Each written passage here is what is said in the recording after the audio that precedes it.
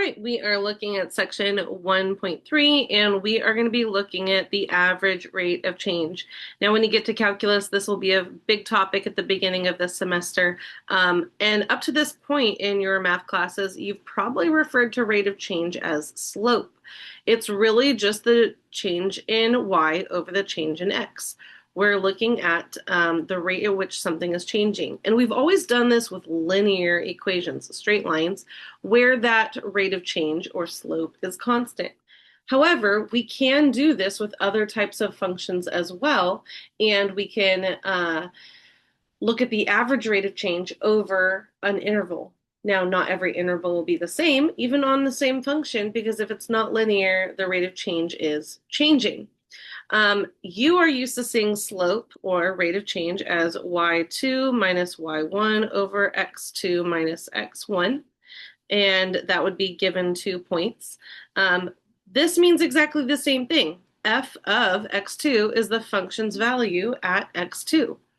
F of x1 is the function's value at x1.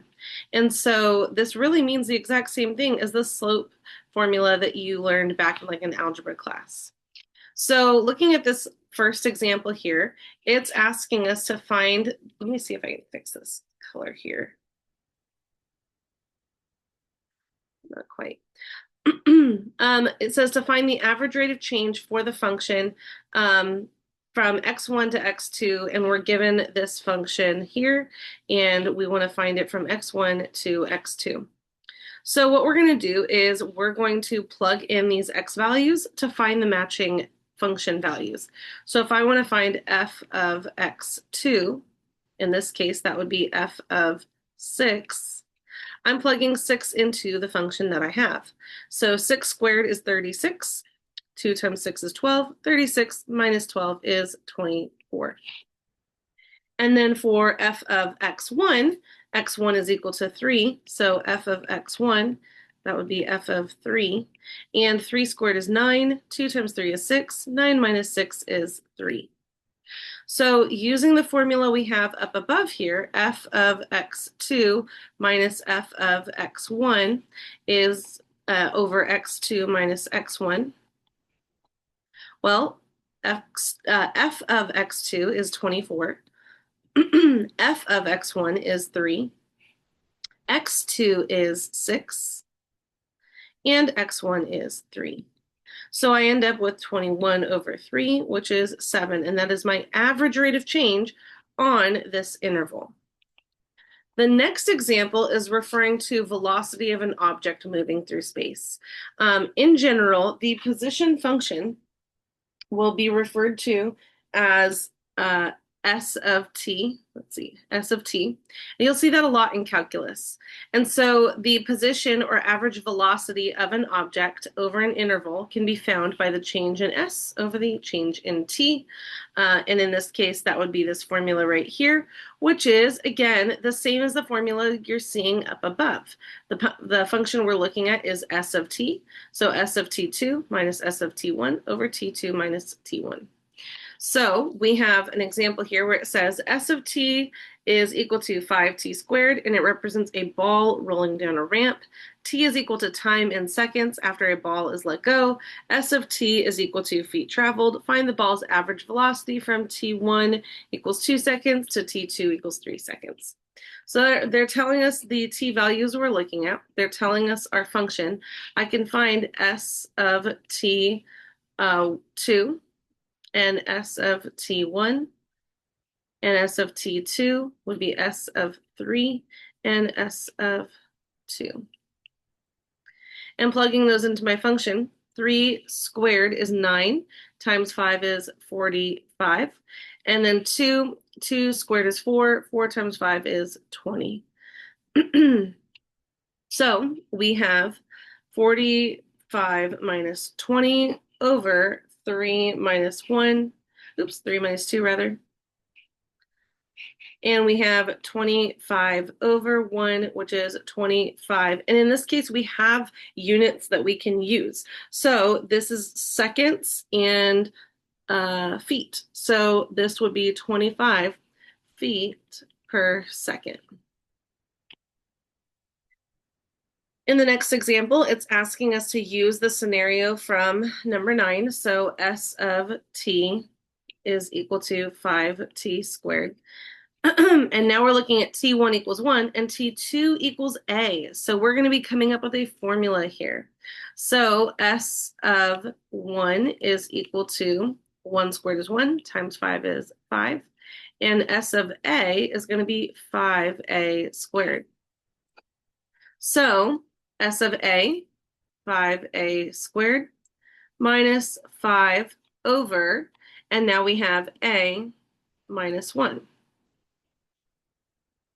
So what we can do here is we can go ahead and factor the top there, and we will end up with 5 and a squared minus 1 over a minus 1. And then we have 5 and a plus 1 and a minus 1 all over a minus 1. And I notice that I have a factor that can cancel, and I'm left with 5 times a plus 1, which you can also rewrite if you want as 5a plus 5. Either one of these would have been fine. And now we have a general formula for finding the average velocity from 1 second to some amount of time after 1. This leads us into increasing, decreasing, and constant functions, looking at those essentially slopes or average rates of change and seeing if the function is going up, going down, or staying constant. And when you, like we kind of talked about in another video, a lot of what we're doing in chapter 1 is kind of building clues as to figuring out what a function looks like. So if we're in graphing polynomials is kind of where we're headed. So a function is increasing on an open interval. And again, these are the formal definitions for each of these terms. And if the function value at x1 is less than the function value at x2, where x1 is less than x2. You're going to see these formal definitions occasionally throughout this class. My hope is to expose you to the formal definition and kind of help bridge it with more elementary language to help you get a better understanding of what it actually means. So we have pictures here. This is an increasing function. As we move from left to right, so as our x values get bigger, my function is also getting bigger. It is growing, and we see kind of a positive slope tend here. And then decreasing. So as we move from left to right, my function is going down. It is decreasing. We see this negative slope trend here. And then this would be a constant slope or constant rate of change. It is not changing. It is staying constant.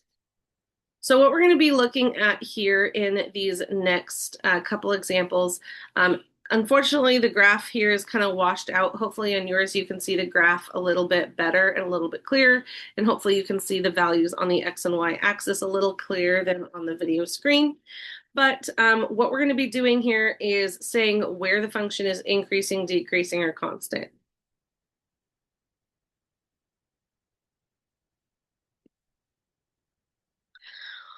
So as we look from left to right, moving this way, I can see that my function is coming down. It is decreasing. And when we get to this spot right here, it stops decreasing. Now it looks like it's getting close to 2. I'm going to say maybe 1.7. So from negative infinity, again, we're saying where this is happening. So if we're using x values to describe where this is happening, where questions are answered with x values.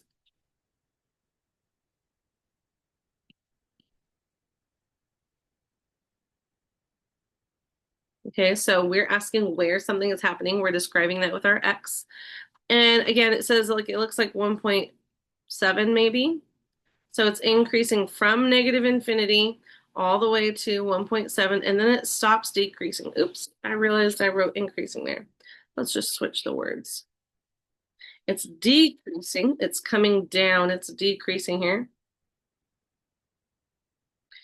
And then from that x equals 1.7 value there, about where it was, it starts to increase, and it keeps increasing, increasing, increasing until we get to this spot here. I'm going to say that's maybe 4.3. And so, again, it's telling you to round the x values here. It stops increasing. So we have from 1.7 to about 4.3 that it is increasing. And then it starts decreasing again, and it will assume it continues to decrease forever and ever.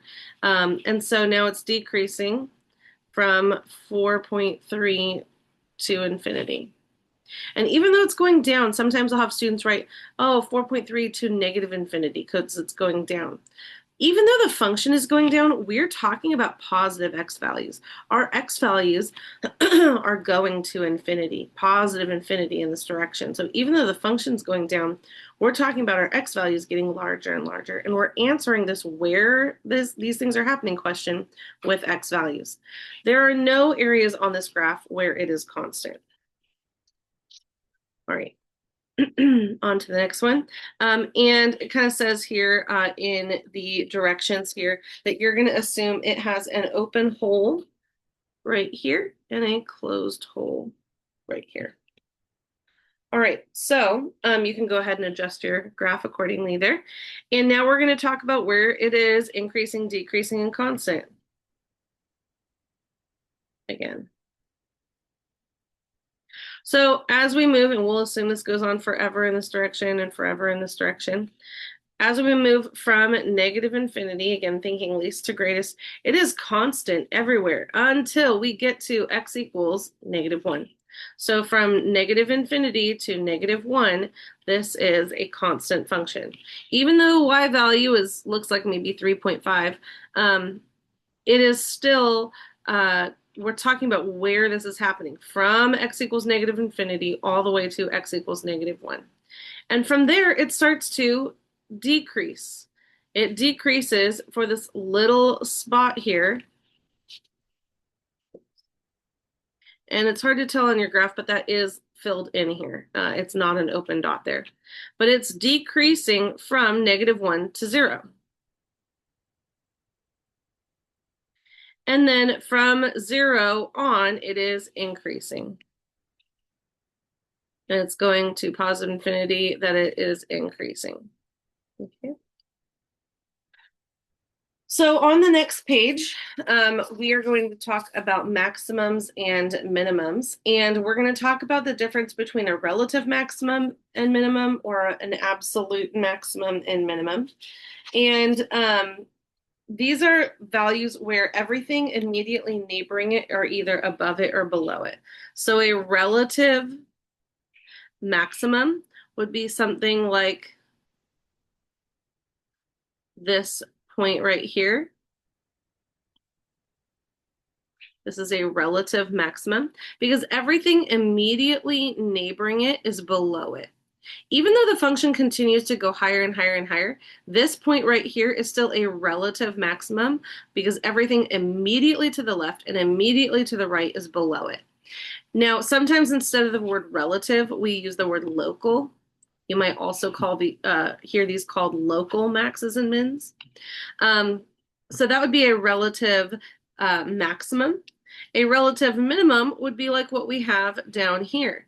So that would be a relative minimum because everything immediately to the right and immediately to the left is above it. Even though the graph continues to go down forever, this part right here is a relative minimum. Okay. Now, we're going to go back to the previous examples that we just went over with increasing, decreasing, and constant, and we're going to identify their relative maxes and mins. And then what we're going to do is also talk about the difference between an absolute max, an absolute min, and a relative max and relative min. So I'm going to go ahead and pull that page back. And we can see here that we have a relative maximum, and it's at x equals, that was, we said was about 4.3, and the maximum excuse me, maximum is equal to the y value, which I would say is about 3.9. Okay. Here we have a relative minimum. And I would say that at x equals, we said I think 1.7 was the x value there. And then the minimum value is equal to, looks like 6, 7, maybe negative 7.5. And looking at number 12, there is no relative maximum. We don't see a curve like that, what we saw in the other examples, but we do have a relative minimum at x equals 0, and the minimum value is also 0 because that is 0, 0 at the origin. All right, so in this next example here, we're going to take a look on your graphing calculator here, and we're going to graph this function. So let me go ahead and pull mine out. And y equals negative, negative x to the 4th power plus, and if you don't know, your graphing calculator knows the difference between a minus sign and a negative sign. This is the negative sign. This is what you would use if you're subtracting. So negative x to the 4th power plus 4x squared, and then plus 1. And typically when you graph, your window that you want to start with is negative 10 to positive 10 on the x-axis, counting by 1, negative 10 to positive 10 on the y-axis, counting by 1. And I'm going to go ahead and click graph. And if you need to adjust your window after that, you can. Our window is probably just fine for the graph that we have. So if I want to find my maximums and minimums, what I'm going to click on is this second button here, this blue button, second, and then calculate. And then I'm going to scroll down to, let's do a minimum first, minimum. So I have one minimum here, a local minimum or a relative minimum, and it's going to ask me for a left bound. So I need to click to the left a little bit, press enter. That's asking for my left bound. Now to the right, I need to go to the right of it a little bit. And what this is doing is telling your calculator, I only want to look for the relative minimums between these values. So you're kind of narrowing in on one. And then it says guess. Now you don't have to get super close. I'm obviously off to the side just a little bit. And so you just need to be between those bounds and then press enter. And it's telling me, this is scientific notation here, this E negative 6, where your calculator shows that, means it wants you to move your decimal place here 6 places this way. If it was a positive 6, I would be moving my decimal place 6 places this direction to the right. So it's telling me I have a minimum at x equals, let's see, 0.0000127. And then the y value is 1. So that's where we have a local minimum. We're going to find our local maximums now. And again, I'm going to go ahead and clear that. Second, calculate, and now I can scroll down to maximum. And I can see that I have 2 of them. I have 2 maximums. So I got to start with one of them. I'm going to go start with this one, the left bound, and then a little bit to the right bound, and then a guess. And then that gives me maximum at x equals negative 1.414. And the y value or maximum value is 5. And I can find the other maximum by, again, calculate, scroll down to maximum, and then we're going to, I think I put something wrong. So I can calculate, go down to maximum, left bound. So to the left of that maximum, enter. To the right of that maximum, enter. And then I want to get close, enter. And now it's same numbers, but positive. So x equals 1.414, and the y value is 5 as well. So that's how you can find your maxes and mins using your calculator.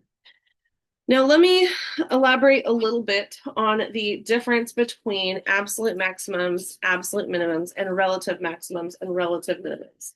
So let's suppose I have a graph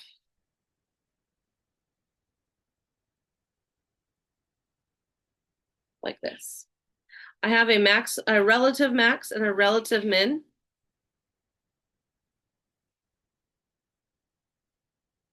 But because this keeps going up forever and ever and ever, and keeps going down forever and ever and ever, I have no absolute max and no absolute minimum. There is no absolute highest value. It's going to just keep going up forever and ever and ever and never reach the end. So I'll never find what that absolute maximum is. I'll also never find an absolute minimum. I have something that looks like this. And let's make this one a little bit clearly taller than the others.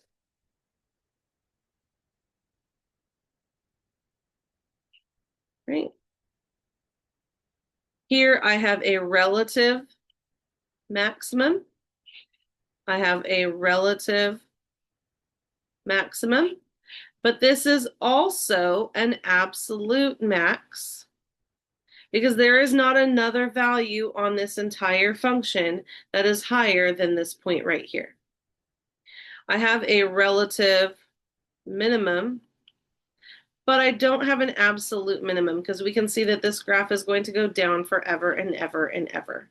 So even though I have a relative max, in fact, I have two relative maximums, and even though I have an absolute max here, this is still a relative max because everything immediately neighboring it is below it. And even though I don't have a relative minimum here, or an absolute minimum, I do have a relative minimum here. And then this would be my absolute max. Okay. So hopefully that kind of seeing these couple examples here helps distinguish the difference between relative and absolute maximums and minimums. And that will bring us to the end of this section.